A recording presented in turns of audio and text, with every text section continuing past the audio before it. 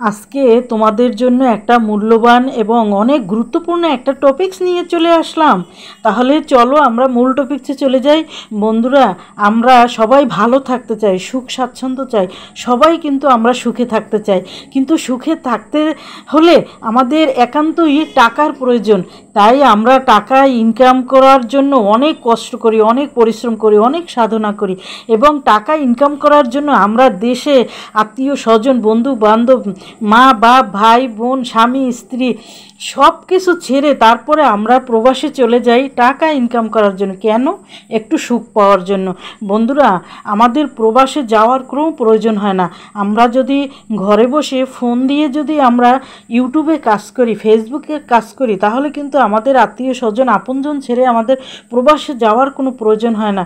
বন্ধুরা, টাকা কিন্তু আমাদের ইনকাম করতেই হবে। নিজের যদি টাকা থাকে তাইলে নিজের অনেক শক্তি থাকে। মানুষ আপনাকে ভালোবাসবে, মানুষ আপনাকে কদর করবে, আপনার সাথে কথা বলবে।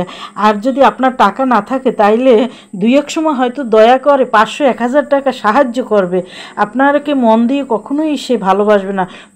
পরবর্তীতে আপনাকে অনেক ট্রোল করে কথা বলবে এবং ওই টাকাটাই আবার একসময় আপনাকে রিটার্ন ফেরত চাইবে।